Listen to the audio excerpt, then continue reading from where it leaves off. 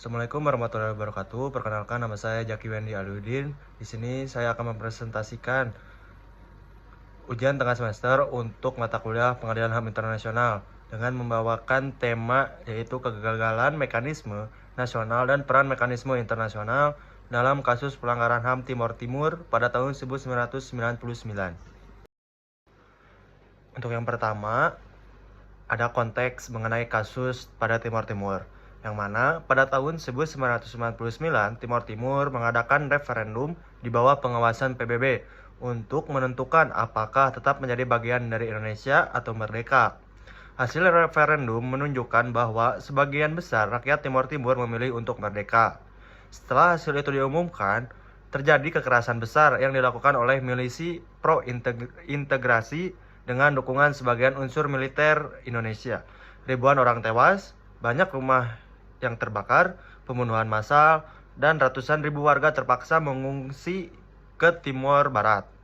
Situasi ini memicu perhatian internasional dan tekanan besar terhadap pemerintah Indonesia untuk menegakkan keadilan bagi para korban.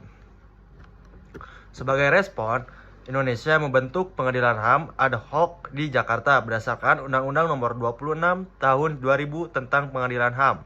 Di sisi lain, PBB melalui United National Transitional Administration in East Timor atau disingkat dengan UNTAD membentuk Serious Crimes Unit atau disingkat dengan SQ yang bertugas melakukan penyelidikan dan penuntutan terhadap pelaku pelanggaran berat HAM di wilayah Timor Timur.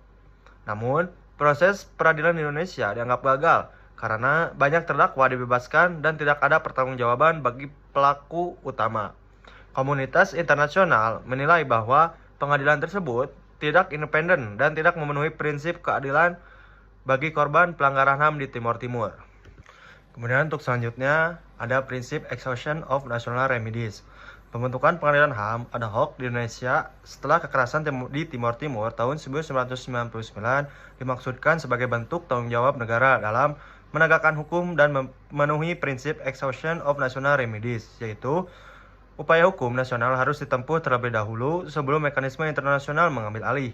Secara formal, langkah ini menunjukkan bahwa Indonesia berusaha menggunakan sistem peradilannya sendiri untuk menyelesaikan kasus pelanggaran HAM berat, namun dalam praktiknya pengadilan tersebut tidak mampu memberikan hasil yang efektif dan adil, dan menghasilkan banyak terdakwa yang dibebaskan, serta terdakwa pejabat militer dan pejabat sipil dibebaskan juga, dan proses tidak independen dan syarat tekanan politik. Kemudian untuk selanjutnya, penilaian internasional terhadap pengadilan nasional. Lembaga-lembaga internasional seperti Human Rights Watch, Amnesty International, dan International Center for Transitional Justice atau disingkat dengan ICTJ menilai bahwa pengadilan HAM ad hoc di Indonesia tidak mampu memberikan keadilan yang efektif dan kredibel bagi korban pelanggaran HAM di Timor Timur tersebut. Meskipun pembentukan pengadilan ini dianggap sebagai langkah awal menuju akuntabilitas, pelaksanaannya justru menunjukkan banyak kelemahan, yang diantaranya dalam imparsialitas, perlindungan saksi, serta keberanian untuk menuntut pelaku di tingkat atas. Kegagalan ini menimbulkan persepsi bahwa Indonesia tidak memiliki kemauan politik yang memadai untuk menegakkan keadilan bagi para korban. Akibatnya, komunitas internasional memandang perlunya peran lembaga internasional seperti Serious Crimes Unit atau disingkat dengan SQ di bawah UNTAD untuk memastikan adanya pertanggungjawaban yang nyata terhadap pelaku pelanggaran HAM berat di Timor Timur. Kemudian untuk slide berikutnya, prinsip complementarity. Prinsip ini menegaskan bahwa tanggung jawab utama untuk menegakkan hukum terhadap pelanggaran HAM berat berada pada negara yang bersangkutan. Dan lembaga internasional hanya berperan ketika negara tersebut tidak mau atau tidak mampu melakukannya secara efektif. SQ di bawah UNTAD berperan mengambil alih sebagian fungsi penegakan hukum untuk memastikan akuntabilitas dan keadilan bagi para korban. Dengan demikian, prinsip complementarity tercermin dalam hubungan antara kedua lembaga tersebut, di mana mekanisme internasional hadir bukan untuk menggantikan pengadilan, nasional, tetapi untuk melengkapinya ketika sistem domestik tidak berfungsi secara efektif.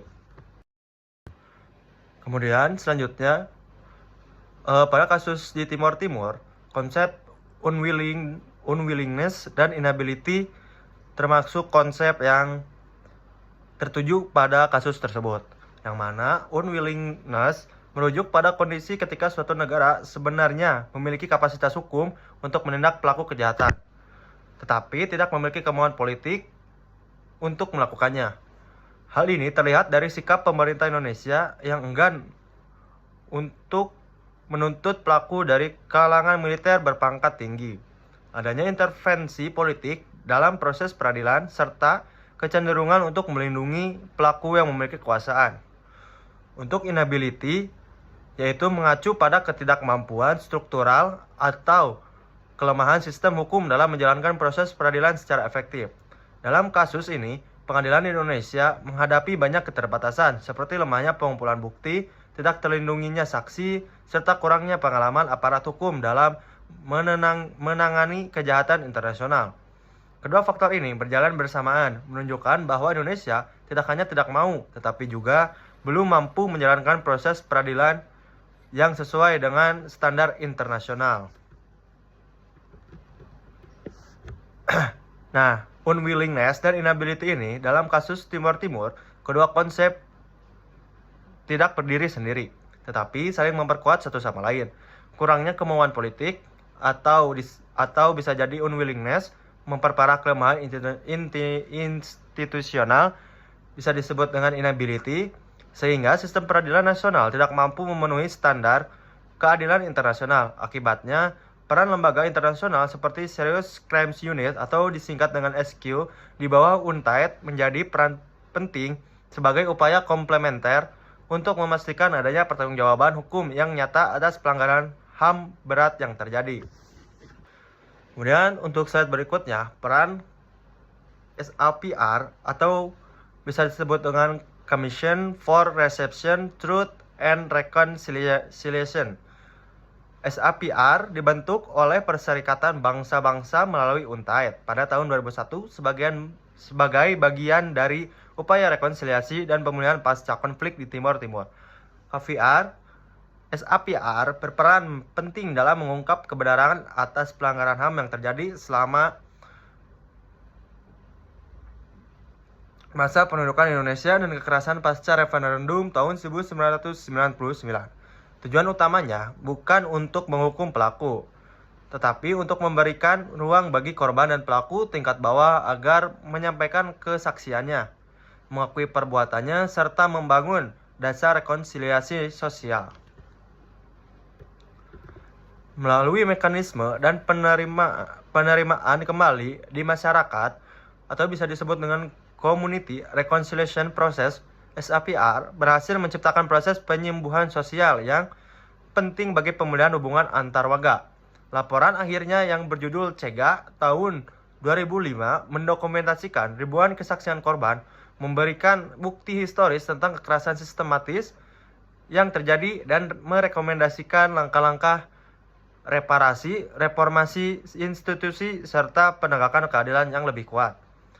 Dengan demikian, SAPR menjadi bentuk keadilan komplementer yang bersifat restoratif, melengkapi proses peradilan pidana yang terbatas dengan pendekatan kebenaran, pengakuan, dan rekonsiliasi sosial.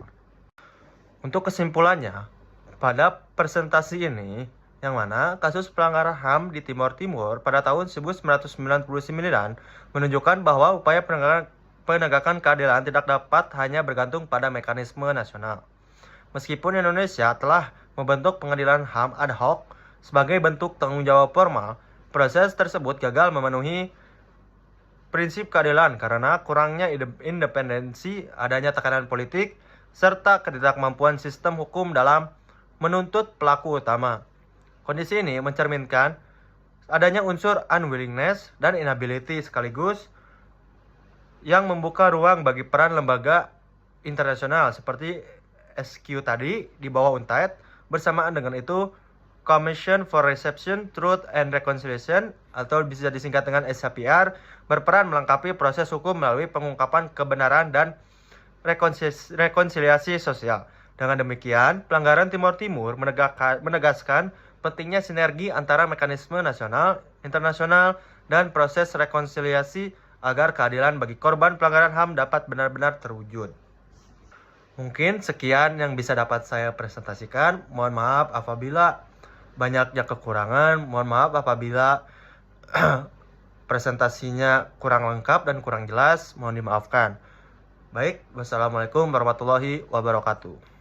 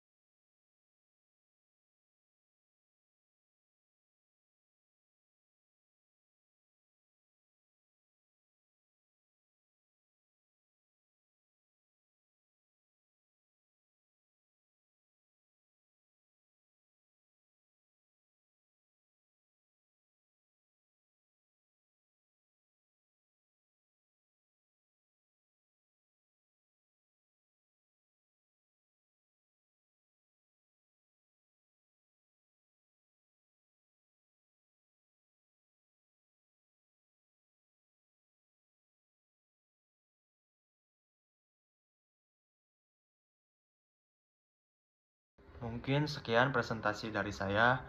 Terima kasih, mohon maaf apabila banyak kesalahan. Wassalamualaikum warahmatullahi wabarakatuh.